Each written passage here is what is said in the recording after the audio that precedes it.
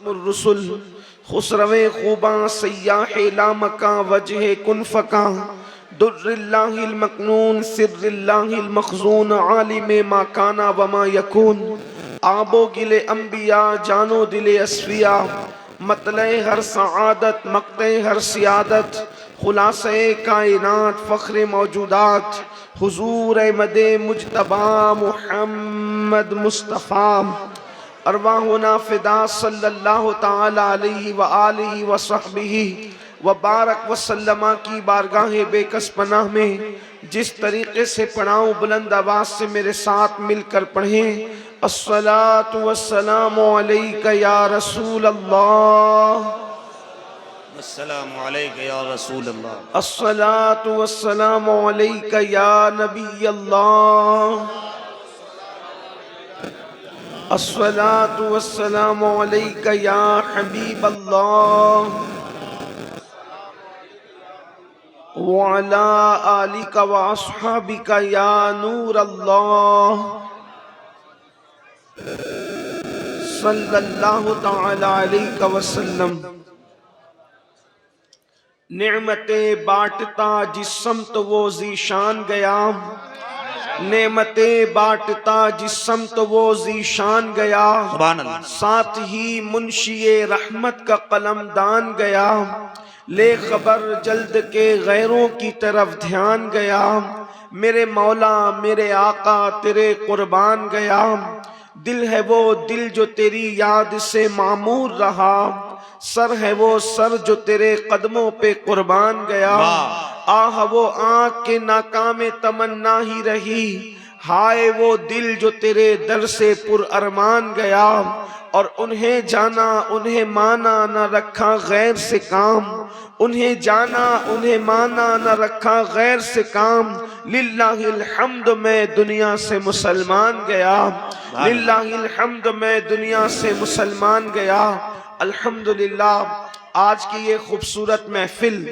خانقاہ بخاریہ کے زیر اہتمام عرس بخاری کے موقع پر صاحب سجادہ حضرت پیر سید سیف الحسن صاحب بخاری مدظ اللہ العالی نے علماء کرام اور مشائخ اعظام کو بڑی تعداد میں منتخب کیا مدعو کیا اور مجھ سے پیشتر آپ نے مناظر اہل سنت حضرت علامہ حافظ احسان قادری صاحب سے ان کا خطاب سماعت کر لیا ہے اور شاید میرے بعد بھی آپ کو آپ کے معزز مہمانوں کو سننا ہے تھوڑی دیر کے لیے جتنا وقت مجھے دیا گیا ہے اس کو لے کر کچھ آپ کی خدمت میں اللہ عز و جل اور اس کے محبوب صلی اللہ علیہ وآلہ وصحبہ وبارک وسلم کے فرامین پیش کرنے کی سعادت حاصل کی جاتی ہے اللہ رب العزت مجھے حق کہنے اور آپ سب کو حق سن کر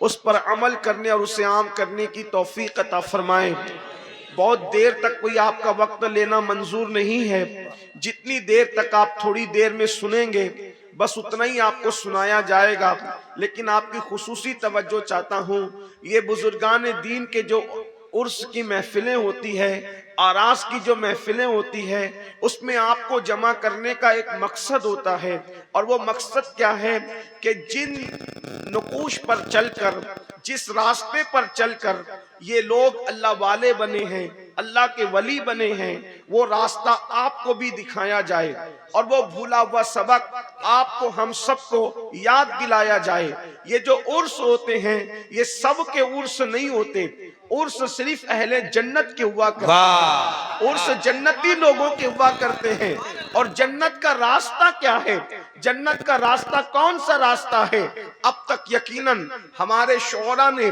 آپ کو جنت کا راستہ دکھایا ہوگا مجھ سے پیشرو خطبہ نے بھی آپ کو جنت کا راستہ بتایا ہوگا لیکن اللہ کے قرآن کی روشنی میں صرف ایک پوائنٹ آپ کو جنت میں جانے کا میں آپ کو بتانا چاہتا ہوں انتہائی آسان ہے جنت ملے گی اور جنت ملنے کے لیے کیا طریقہ ہے جنت ملنے کے لیے کون سا راستہ ہے جنت اتنی مشکل نہیں ہے جتنا بدعقیدوں نے بتا دیا اور جنت اتنی آسان بھی نہیں نہیں ہے جتنا ہمارے شعراء نے بتا دیا. اتنا بھی آسان جنت نہیں جس میں شاعری میں جنت بتائی جاتی ہے, اور اتنی مشکل بھی نہیں جو لوگوں کے بدعقیدوں کی محفلوں میں بتائی جاتی ہے. اسلام مذہب اعتدال ہے. کتنا آسان ہے جنت میں جانا. تو قرآن ہی راستہ بتاتا ہے, اللہ ہی راستہ بتاتا ہے. جنت میں جانے کا راستہ کیا ہے؟ تو قرآن کہتا ہے ان تجتنبوا کبائر ما تنہون عنہ, جو گناہ کبیرہ سے بچ گیا, جس نے اپنے آپ کو گناہ کبیرہ سے روک لیا, یعنی بڑے گناہ, جن گناہوں کو اللہ نے حرام کیا ہے, جن گناہوں سے بچنے کا حکم دیا ہے, جن گناہوں سے رکنے کا حکم دیا ہے. قرآن کہتا ہے اگر تم بڑے گناہوں سے بچو گے, اگر تم گناہ کبیرہ سے بچو گے, تو اللہ ارشاد فرماتا ہے ما تنہون عنہ ونکفر عنکم سیئاتکم وندخلکم مدخلا کریما.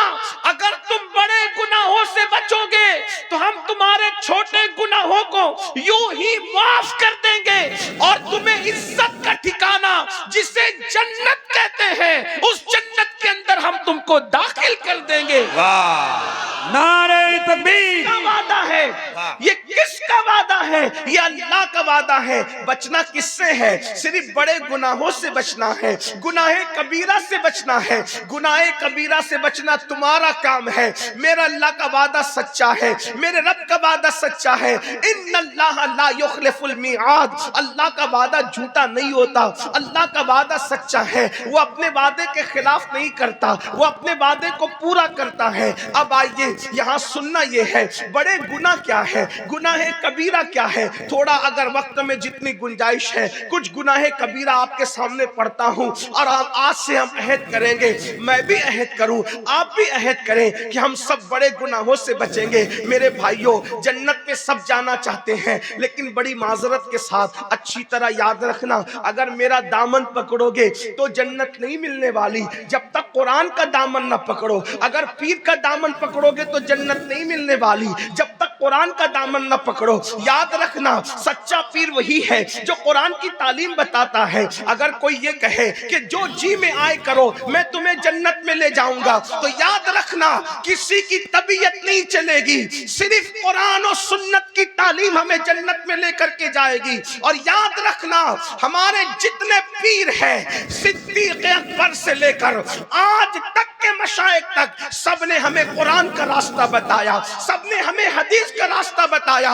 اچھی طرح یاد رکھنا, ہزاروں کی تعداد میں عرس کے نام پہ جمع ہونے والوں, میری قوم کے جوانوں, آج کتنا اچھا دن ہے, آج کتنی اچھی رات ہے. اتنے لوگ کس کو ملتے ہیں, اتنے لوگ کہاں آتے ہیں؟ اور ایک بات آپ کو بتا دوں, جہاں 40 مومن جمع ہوتے ہیں ان میں ایک اللہ کا ولی ہوتا ہے. یہاں تو ہزاروں لوگ جمع ہیں. اللہ اکبر. زمین کے اندر کے اولیاء تو موجود ہے, زمین کے اوپر کے اولیاء بھی ہمارے درمیان موجود ہے. اگر ہم یوں ہی آ کر یوں ہی چلے گئے اور ہم نے زندگی گزارنے کا طریقہ نہ سیکھا, ہم نے قرآن اور حدیث کی تعلیم نہ سیکھا, تو یاد رکھنا جیسے آئے تھے ویسے ہی چلے گئے. بالکل ایسے ہی ہوگا جیسے کوئی بندہ پیاسا ہو اور دریا کے کنارے بھی پیاسا ہی رہے, تو اس کی محرومی کا عالم کیا ہوگا. تو آئیے گناہ کبیرہ سے بچنا ہے. آج ایک نعرہ لے کر جائیں, گناہ کبیرہ سے بچنا ہے. کبیرہ مطلب بڑا, بڑے گناہوں سے بچنا ہے. ویسے تو ایک بات عرض کر دوں, کوئی گناہ چھوٹا ہوتا ہی نہیں, اس لیے کہ یاد رکھنا کوئی گناہ چھوٹا نہیں ہوتا. کسی گناہ کو چھوٹا سمجھ کے کبھی کرنا مت, کسی گناہ کو چھوٹا سمجھ کے کبھی کرنا مت. اس لیے کہ جب وہ ٹھوکر جو لگا کرتی ہے وہ پہاڑوں سے نہیں لگتی, بلکہ ٹھوکر ہمیشہ چھوٹے چھوٹے پتھروں سے لگا کرتی ہے. اس لیے ہو سکتا ہے آپ نے کسی گناہ کو چھوٹا سمجھ کر کے کیا, اور وہی گناہ آپ کے جہنم میں جانے کا سبب بن جائے, وہی گناہ آپ کے جہنم میں داخلے کا سبب بن جائے. اللہ اکبر. اور کسی نیکی کو چھوٹی سمجھ کر کبھی مت چھوڑنا, اس لیے کہ قطرے قطرے سے دریا بنتا ہے. میرے آقا صلی اللہ علیہ وآلہ وسلم کے دیوانوں, آؤ آج جنتی بندے کا طریقہ ہمیں قرآن میں اللہ نے بتایا ہے. بڑے گناہوں سے بچو اللہ کے لیے, اللہ نے تمہارے ساتھ جنت کا وعدہ کیا ہے. یاد رکھنا میرے بھائیوں, ہم سب جنت میں جا جانا چاہتے ہیں لیکن گناہ کبیرہ سے یعنی بڑے گناہ سے بچتے نہیں، تو آئیے وہ بڑے گناہ کیا ہے، ان میں سے چند گناہ پڑھ دیے جاتے ہیں۔ آئیے جو گناہ کبیرہ ہے یعنی بڑے گناہ ہے، ان بڑے گناہوں کے اندر ایک گناہ یہ ہے کیا، بد نظری کرنا، یعنی کسی عورت پر کسی مرد کا پاپ کی نظر ڈالنا، غلط نظر ڈالنا، بد نظری کا شکار ہونا، اللہ اکبر، اور کسی عورت کا کسی مرد کو پاپ کی نظر سے دیکھنا، یہ بھی گناہ کبیرہ ہے۔ قرآن کہتا ہے قُلْ لِلْمُؤْمِنِينَ يَغُضُّ مِنْ أَبْصَارِهِمْ، اے میرے محبوب آپ ایمان والوں کو حکم دے کہ وہ اپنی نگاہوں کو نیچی رکھے۔ یاد رکھنا اپنی نگاہوں پہ کنٹرول کرو۔ آج فلمیں دیکھ کر، سیریل دیکھ کر لوگوں کی یہ عادت بن گئی ہے، چکر مکر چلتے ہیں، گندی فلمیں دیکھتے ہیں، گندی پکچریں دیکھتے ہیں، کوئی عورت سامنے آ جائے، بلکہ اب تو حالات اتنے گندے ہو چکے ہیں، حالات اتنے برے ہو چکے ہیں، محلے میں کوئی لڑکی، محلے میں پڑوس کی اگر نظروں سے اگر گزر جائے تو ہم اس پر بھی پاپ کی نظر ڈالتے ہیں، اس پر بھی گندی نظر ڈالتے ہیں۔ سن لو، اپنی آنکھوں کو آوارہ نہ کرو، اپنی آنکھوں کو پاپی نہ کرو۔ مصطفیٰ جان رحمت کے غلاموں اچھی طرح سے سن لو، میرے اور تمہارے سچے نبی مصطفیٰ جان رحمت صلی اللہ علیہ وآلہ وسلم نے فرمایا، جس نے کسی عورت کو پاپ کی نظر سے دیکھا ہوگا، جس مرد نے کسی عورت کو گندی نظر سے دیکھا ہوگا، یا کسی عورت نے کسی مرد کو گندی نظر سے دیکھا ہوگا، میرے اور تمہارے سچے نبی فرماتے ہیں اس کی آنکھوں میں قیامت کے دن جہنم کی آگ کی بنی ہوئی سلاخیں اس کی آنکھوں میں ڈالی جائے گی۔ یہ جہنم کی آگ کیا ہے؟ یہ کوئی کہانی قصہ نہیں ہے۔ جہنم کی آگ کیا ہے؟ اللہ کے نبی مصطفیٰ جان رحمت صلی اللہ علیہ وآلہ وسلم فرماتے ہیں تمہاری دنیا کی آگ سے 69 درجہ زیادہ، یعنی اللہ اکبر 69 درجہ زیادہ، 69 درجہ زیادہ دنیا کی آگ سے جہنم کی آگ تیز و ترار ہے۔ یعنی کہ دنیا کی آگ کو اگر 69 درجہ ایسے ہی حرارت اور بڑھائی جائے تو کتنی تپش ہوگی، کتنی حرارت ہوگی۔ اللہ کے سچے نبی غیب دا نبی صلی اللہ علیہ وآلہ وسلم فرماتے ہیں جہنم کی آگ میں دنیا کی آگ سے 69 درجہ زیادہ حرارت ہے۔ یعنی کہ جہنم کی آگ کو اللہ اکبر 70 مرتبہ جب رحمت کے پانی سے دھویا گیا ہے تب کہیں جا کر کے دنیا کی آگ بنی ہے۔ آپ اندازہ کریں دنیا کی آگ کا یہ عالم ہے تو اس سے 69 درجہ زیادہ جو آگ میں حرارت ہوگی، جو آگ میں تپش ہوگی، اس کی حرارت کا عالم کیا ہوگا۔ اور پھر میرے آقا فرماتے ہیں عورتوں کو گندی نظر سے دیکھنے والے، عورتوں کو پاپ کی نظر سے دیکھنے والے، ان کی آنکھوں میں جہنم کی آگ کی سلاخیں ڈالی جائے گی۔ میری قوم کے جوانوں یہ گناہ بے لذت کیوں کرتے ہو؟ کسی لڑکی پر نظر پڑے تو اس کو بہن کی شکل میں کیوں نہیں دیکھ سکتے؟ اگر بڑی ہو تو اس کو ماں کی شکل میں کیوں نہیں دیکھ سکتے؟ اگر چھوٹی ہو تو اس کو بیٹی کی شکل میں کیوں نہیں دیکھ سکتے؟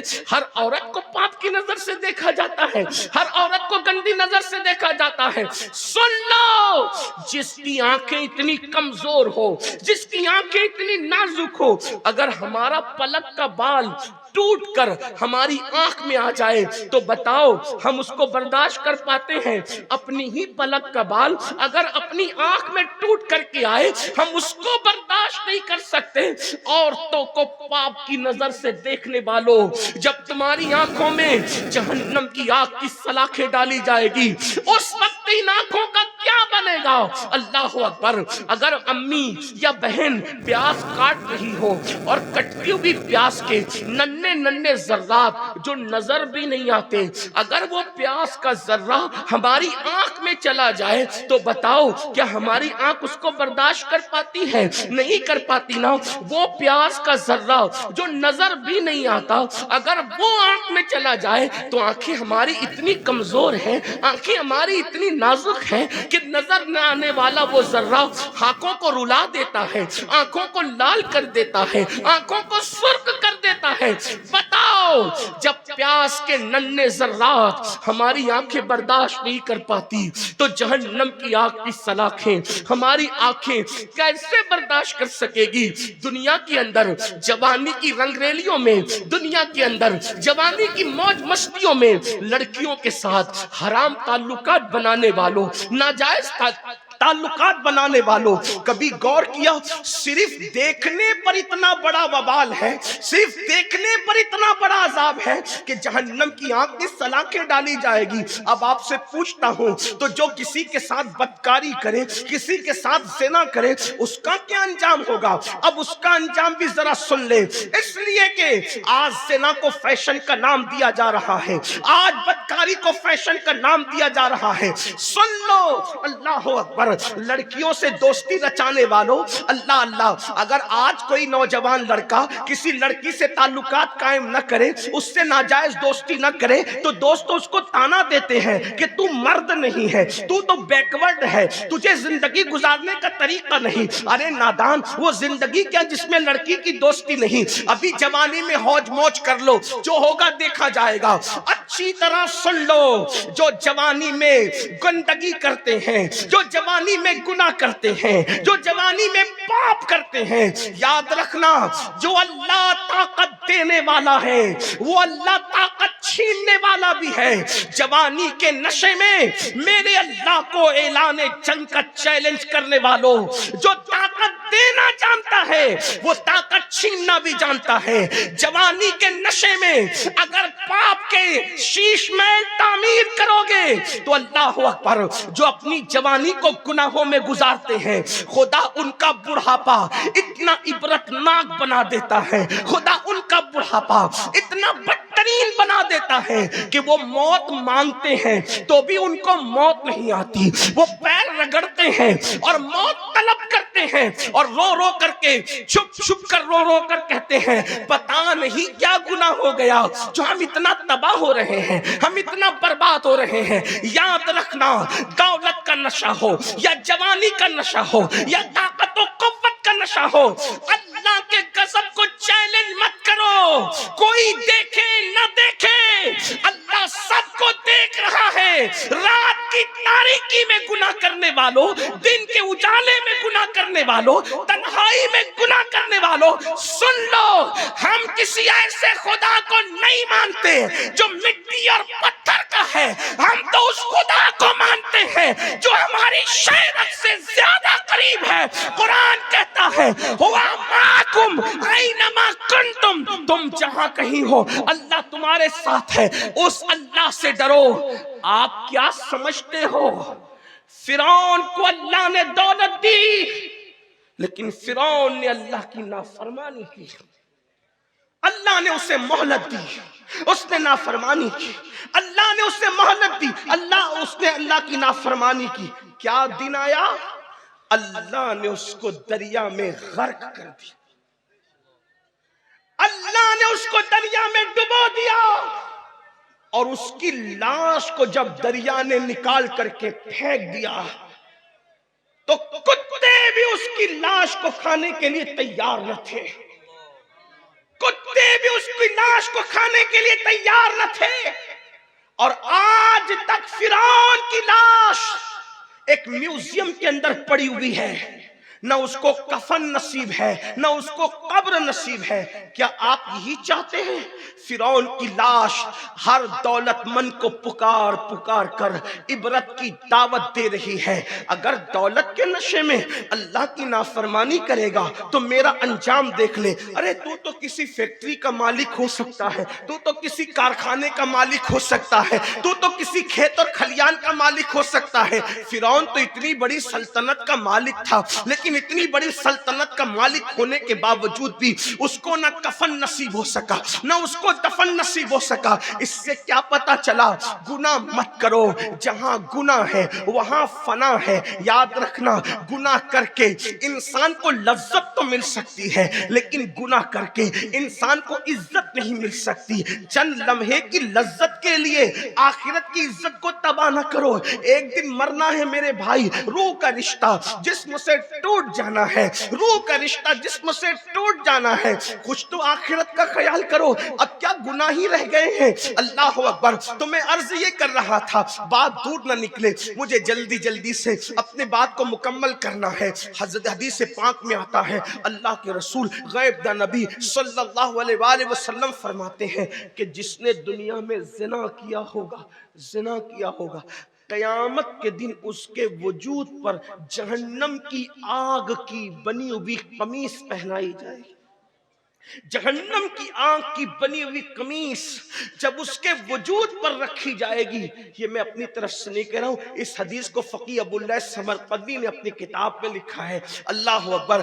جہنم کی آگ کی بنی ہوئی قمیص جب اس کے بدن پر پہنائی جائے گی تو اس کی ہڈیاں ٹوٹ جائے گی، اس کی ہڈیاں ٹوٹ کر بکھر جائے گی. اللہ اکبر. آپ مجھے بتائیں نا میرے بھائیوں، کیا ہمارے جسم میں اتنی طاقت ہے کہ جہنم کی آگ کی بنی ہوئی قمیص پہنے؟ اللہ اللہ. ابھی سردی کے دن ہے، جو انسان کا بدن سردی برداشت نہ کر سکے، جو انسان کا بدن مئی کی گرمی برداشت نہ کر سکے، وہ انسان کا بدن اللہ اکبر وہ جہنم کی آگ کی بنی ہوئی قمیص کو کیسے برداشت کر سکے گا؟ اللہ اللہ. اس لیے گناہ کبیرہ سے بچو، بڑے گناہوں سے بچو. یقیناً زندگی میں کبھی ایک موقع ایسا آتا ہے انسان پر کہ آپ گناہ کرنا چاہیں گے، گناہ کا پورا ماحول ہوگا، کوئی روکنے والا نہ ہوگا، کوئی ٹوکنے والا نہ ہوگا، کوئی منع کرنے والا نہ ہوگا. لیکن یاد رکھنا، یہ سوچ کر گناہ چھوڑ دینا کہ میرا اللہ مجھے دیکھ رہا ہے، بس یہ سوچ کر اللہ دیکھ رہا ہے.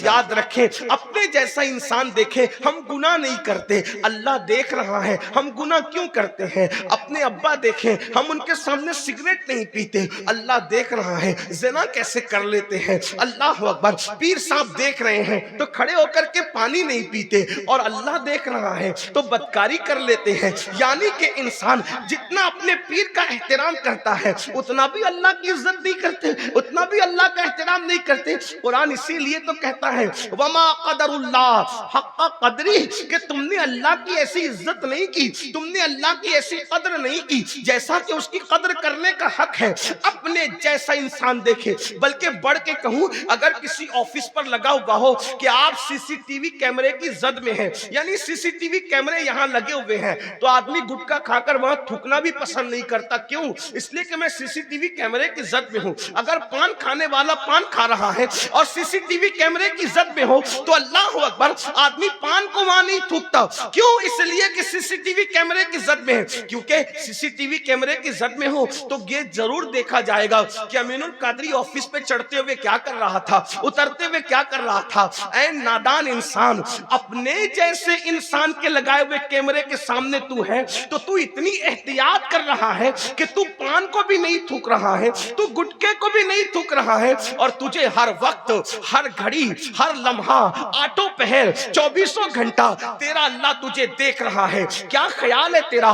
ان اللہ کان علیکم رقیبا، اللہ تجھ پر کڑی نگرانی کر رہا ہے. اللہ اکبر. آج یہ آپ کو بتاؤں، ایک مرتبہ میرے اور آپ کے آقا سچے نبی صلی اللہ علیہ وآلہ وسلم نے فرمایا، اے میرے صحابہ، جہنم کے اندر ایک وادی ہے. اب ذرا توجہ سے سننا.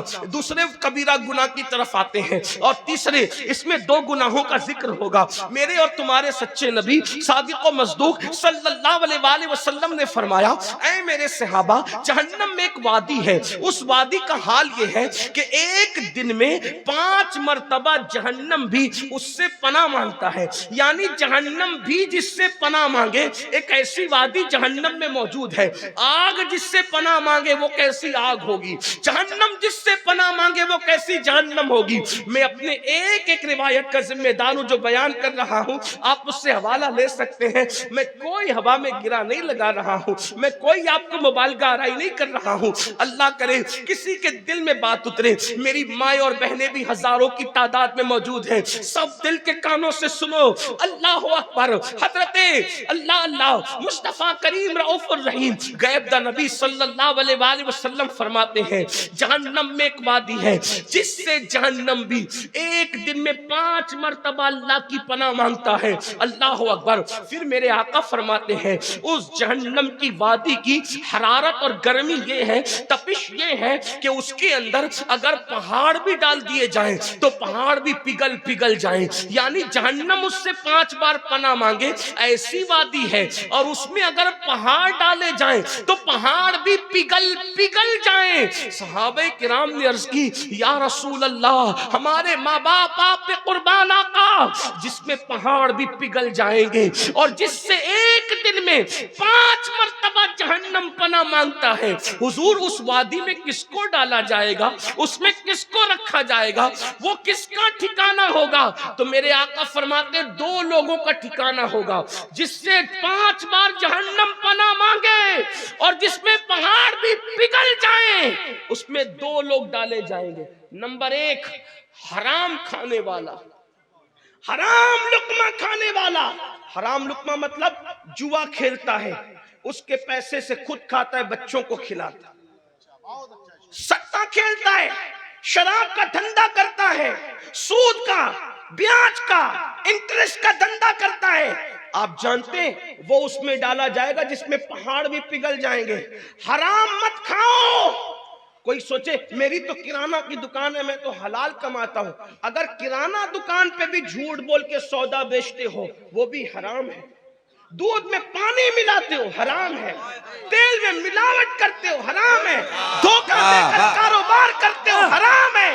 سن لو، حرام نہ کماؤ۔ اللہ نے ہمارے مقدر میں لکھ دیا ہے، کیا لکھ دیا ہے کہ اللہ تمہیں دولت کتنی دے گا، مال کتنا دے گا۔ یاد رکھنا، حرام سے مت کماؤ، اگر حلال سے کماؤ گے تو بھی اتنا ہی ملے گا، اور حرام سے کماؤ گے تو بھی اتنا ہی ملے گا۔ تقدیر سے زیادہ وقت سے پہلے نہ کسی کو ملا ہے نہ کسی کو مل سکتا ہے۔ حلال کماؤ، حلال، اس میں کیا ہے دیکھو، حلال میں برکت ہے، حلال دیر سے آتا ہے، حلال کم آتا ہے، لیکن برکت اللہ نے رکھی ہے، اور حرام زیادہ زیادہ آتا ہے، جلدی جلدی آتا ہے، لیکن اس میں برکت نہیں ہوتی۔ ایک آسان مثال سے آپ کو سمجھاؤں، دیکھو اور غور کرو، اللہ اکبر، کہ کتے کتنے بچے پیدا کرتا ہے؟ کتے کے کتنے بچے ہوتے ہیں؟ 1 سال میں 12 14 بچے ہوتے ہیں، لیکن کیا آپ نے ہر گھر کے دروازے پہ کتے کو دیکھا ہے؟ حالانکہ دنیا کے کوئی مذہب کا آدمی کتا نہیں کھاتا، دنیا کے کوئی مسلک کا آدمی کتا نہیں کھاتا، لیکن کتے 12 پیدا ہو، سال میں 14 پیدا ہو، ہر دروازے پہ نظر نہیں آتے، اور کتوں کا ریوڑ کبھی نظر نہیں آتا۔ کتا تنہا تنہا چلتا ہے، یا 2 4 6 جمع ہو جائے تو الگ بات ہے، مگر قربان جائیں، بکری 2 پیدا ہوتی ہے سال میں، یا 3 پیدا ہوتی ہے، اور ہزاروں ذبح ہوتی ہے۔ بنگال والے بھی ذبح کر رہے ہیں، ایران والے بھی ذبح کر رہے ہیں، یمن والے بھی ذبح کر رہے ہیں، پوری دنیا میں ذبح ہو رہی ہے، لیکن ہر دروازے پر بھی نظر آ رہی ہے، اور جنگل میں ریوڑ بھی نظر آ رہا ہے، آتی ہوئی کم نظر آتی ہے، لیکن اتنی زیادہ ہے کیوں؟ تو تمہارا ایمان گواہی دے گا، کتے کو اللہ نے حرام کیا ہے، اس میں برکت نہیں ہے، بکری کو حلال کیا ہے، اللہ نے اس میں برکت عطا کی۔ نعرہ تکبیر، نعرہ رسالت، مذہب اسلام، قانون مصطفیٰ، فیضان بخاری، علامہ امین القادری، مسلک اعلی حضرت۔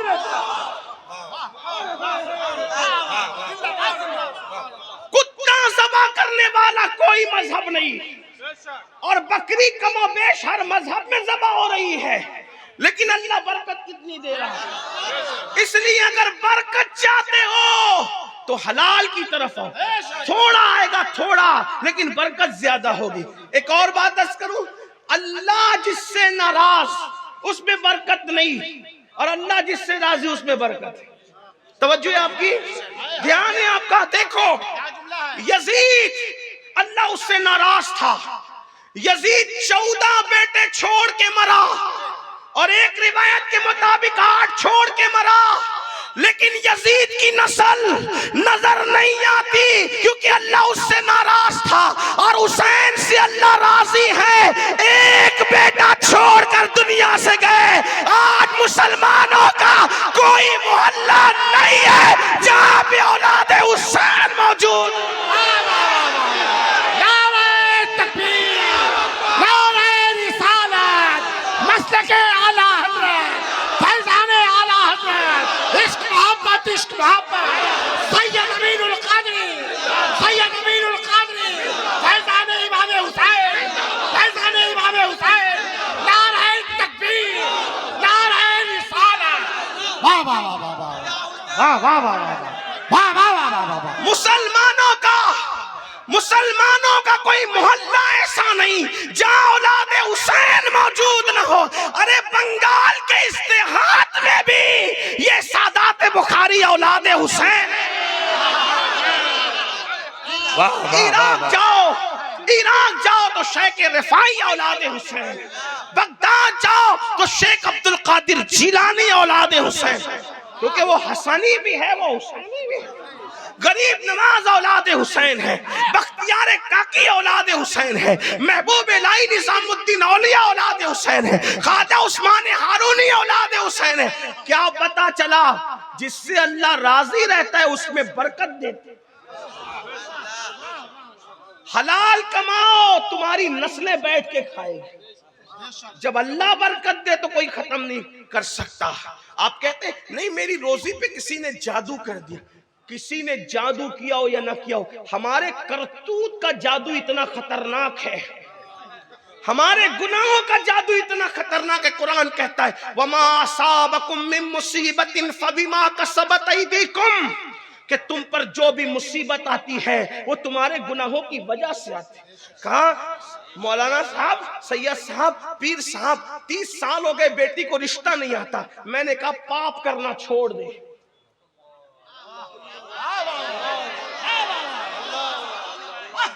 یہ ہنسی کی بات نہیں ہے.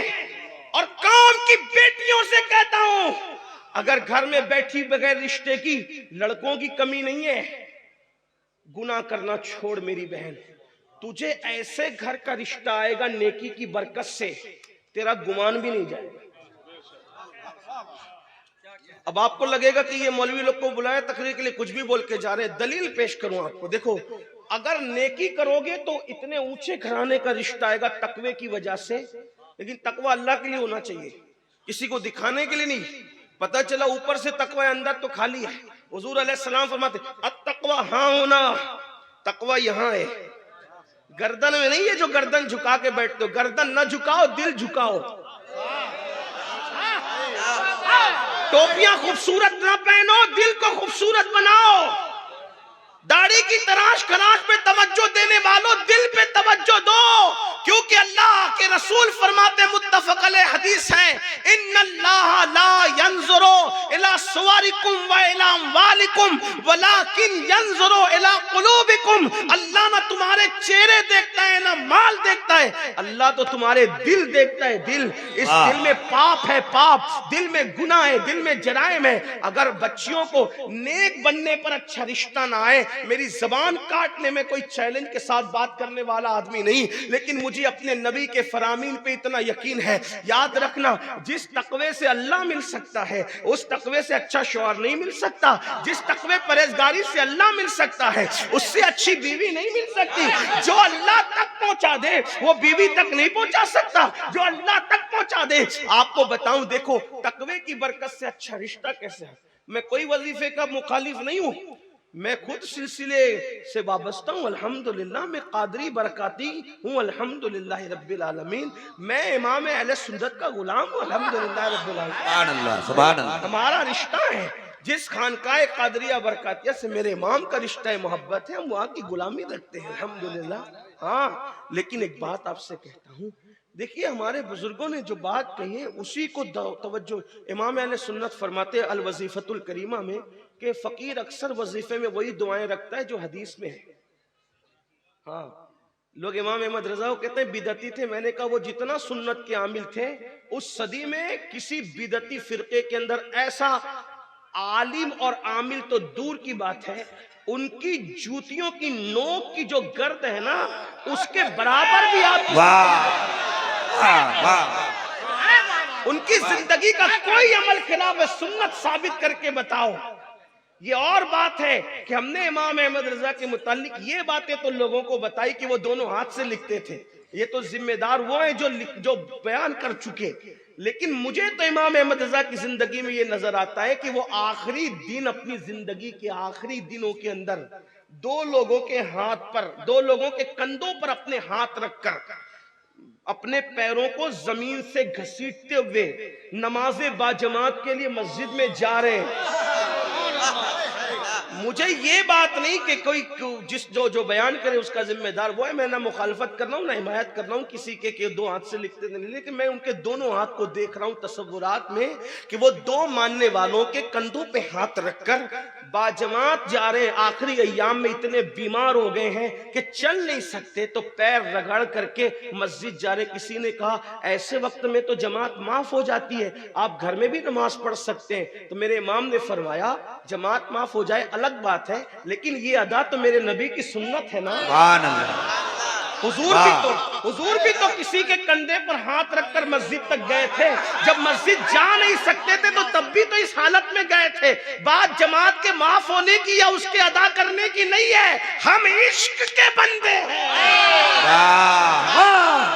ہم ثواب کے سوداگر نہیں ہیں, ہم عشق کے بندے ہیں. ہم تو دیکھ رہے ہیں کہ محبوب کی ادا کیا ہے, اسی ادا کو ادا کر رہے ہیں. سبحان اللہ, سبحان اللہ. مسلک اعلی حضرت کا نعرہ لگانے والوں, کیا یہ ادائیں ہمارے اندر بھی ہیں؟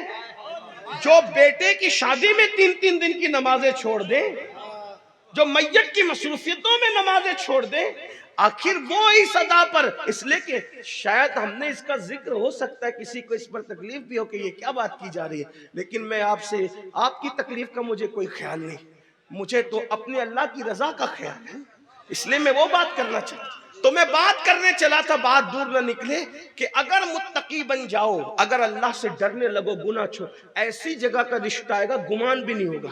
دیکھو اس کو میں ایک دلیل کی روشنی, آپ نے سنا ہے کوئی نئی بات نہیں, میں کوئی نئی بات کیا کر سکتا ہوں. 14 صدیوں کا جو ذخیرہ اس سے بات ہوگی, آپ سن چکے.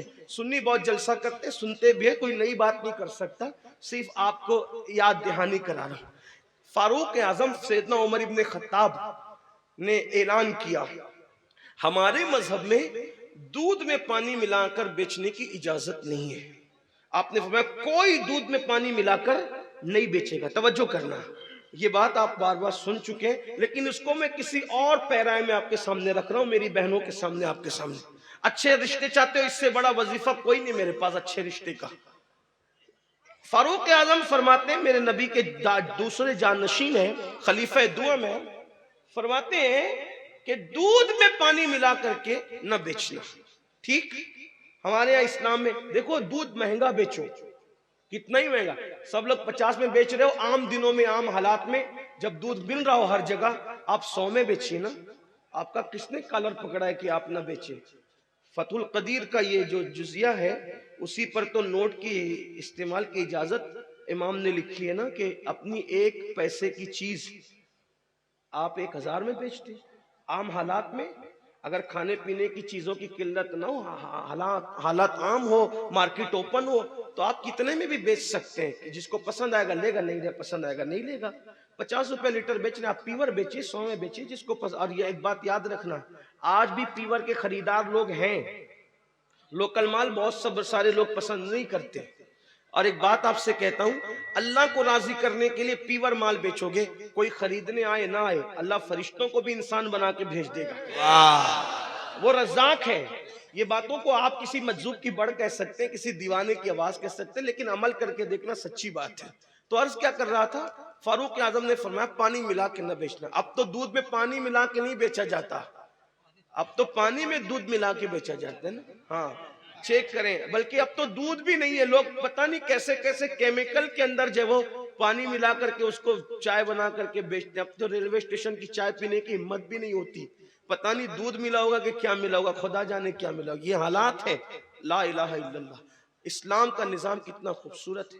وقت کا امیر المومنین کہتا ہے دودھ میں پانی ملا کے نہ بیچنا. اچھا, پھر اس کے بعد کہہ کے سو نہیں جاتے. آج لوگ اس لیے کرپشن کا شکار ہے کہ جو لوگ قانون پاس کرتے کرپشن کے خلاف, وہی کرپشن کے اندر گرفتار ہے. کرپشن کا خاتمہ اس وقت ہوگا قانون پاس کرنے والا پہلے عمل کرے. یہ بات ہے. تو فاروق اعظم نے فرمایا دودھ میں پانی ملا کے نہ بیچنا. ٹھیک بات ہو گئی. لیکن رات کو نکلتے تھے مدینے شریف کی گلیوں میں گھومنے کے لیے, کون کرپشن کر رہا ہے, کون کیا کر رہا ہے. اچانک ایک کانپتی ہوئی بوڑھی آواز فاروق اعظم کے کان میں پڑی, کانپتی ہوئی بوڑھی آواز, بیٹی. جی ممی, جی امی. میں اپنے الفاظ میں کہہ رہا ہوں, ورنہ آپ کہیں کہ یہ عربی میں ممی کہاں سے آ گیا. ایسا نہیں ہے. کچھ لوگ تقریر سونگنے بھی آتے ہیں تو ایسا نہیں ہے, بات اپنے لہجے میں کہی جاتی ہے, تو عربی میں جی بھی نہیں ہے. ٹھیک ہے, لیکن بات تو آپ کی کرنی ہے نا، ورنہ عربی متن آپ کے سامنے پڑھوں گا تو آپ کو کیا سمجھ میں آئے گا. اور میری گزارش یہ بھی ہے، میری عادت بھی ہے کہ میں بہت ہلکی زبان استعمال کرنا چاہتا ہوں تاکہ میرے کسان بھائی بھی سمجھ لیں، چھوٹے چھوٹے بچے بھی سمجھ لیں. یہ تو کہا جی امی کیا بات ہے؟ کہا کہ بیٹا جلدی سے دودھ میں پانی ملا دو، رات کا آخری پہر ہے. بوڑھی ماں اپنی جوان بیٹی سے کہتی دودھ میں پانی ملا. بوڑھی ماں کی آواز سن کر جوان بیٹی کی طرف جب کان لگے فاروق اعظم تو اس نے کہا امی تمہیں پتا نہیں امیر المومنین نے منع کیا نا دودھ میں پانی ملا کر بیچنے سے، میں دودھ میں پانی نہ ملاؤں گی. تو کیا کہا بیٹی وہ امیر تو ہمارا سو رہا ہوگا، عمر سو رہے ہوں گے، وہ کہاں دیکھ رہے ہیں. تو پتہ ہے جوان بیٹی نے کیا کہا، امی امیر تو نہیں دیکھ رہا ہے لیکن تیرا اور میرا اور امیر کا خدا تو دیکھ رہا ہے. واہ سبحان اللہ. اب اس پر یہاں تک تو آپ نے سنا، اب توجہ کریں. فاروق اعظم یہ سن کر آنکھیں چھلک پڑی کہ جوانوں میں ایسے لوگ موجود ہیں، ابھی بھی جوان ایسے لوگ موجود ہیں میرے مذہب میں، میرے مدینے میں. تو وہاں پر آپ نے نشان لگا دیا، گھر پہ نشان لگا دیا. نشان لگائے گھر گئے، آنکھ میں آنسو تھے. صبح ہوئی، اپنے بیٹوں کو جمع کیا اور جمع کر کے فرمایا دیکھو میں بوڑھا ہو چکا ہوں، اب میں کوئی شادی نہیں کر سکتا. تم میں کون ہے جو اس لڑکی سے شادی کرے گا جو اللہ سے ڈر کر کے دودھ میں پانی نہیں ملا رہی تھی؟ اس سے کون شادی کرے گا؟ آپ کے ایک بیٹے تیار ہو گئے کہ ابو میں شادی کروں گا. آپ دیکھیں کوئی رشتے میں کسی بچولیا کو ڈالا گیا، کسی اغوا کو ڈالا گیا، کسی اغوا نے اغوائی کی. ایک لڑکی کا تقوی، اللہ اکبر، مدینہ منورہ کے عام گھرانے کا رشتہ نہیں آیا، وقت کے امیر المومنین کا رشتہ بغیر مانگے گھر تک کے چل کر آیا. اور وہ تقوی کی برکت تھی، پرہیزگاری کی برکت تھی. اور پھر فاروق اعظم کی وہ لڑکی بہو بن گئی، وقت کی امیر المومنین کی بہو بنی. کیوں؟ ڈگری کی وجہ سے نہیں، حسن کی وجہ سے نہیں، مال کی وجہ سے نہیں، نسب کی وجہ سے نہیں، صرف تقوی کی برکت سے امیر المومنین کی بہو بنی. اور صرف امیر المومنین کی بہو نہیں بنی بلکہ جب اس لڑکی کی شادی ہوئی تو اللہ نے فاروق اعظم کے بیٹے اور اس لڑکی سے ایک اور بیٹی عطا فرمائی. اور اس بیٹی کا نکاح پھر ایک جگہ ہوا. اسی بیٹی سے جو بیٹا پیدا ہوا اسی بیٹے کو دنیا نے حضرت عمر ابن عبدالعزیز کے نام سے جانا اور پہچانا. یعنی وہ صرف عمر کی بہو نہ بنی بلکہ 14ویں پہلی صدی کا مجدد اور دوسرے امیر المومنین، عظیم امیر المومنین جو ہے ان کی نانی بھی بن رہی ہے نا. وہ عمر ابن عبدالعزیز کی نانی بھی بن رہی ہے، ایک اور امیر المومنین کی، یعنی عمر ابن عبدالعزیز کی نانی بنی. وہ پتہ چلا تقوی کی برکتیں یہ ہیں. تو میرے آقا علیہ السلام کے پیارے دیوانوں، بات دور نکلی. عرض کیا کر رہا تھا کہ حرام نہ کماؤ. اور ایک اور جملہ دیکھیے، آپ اگر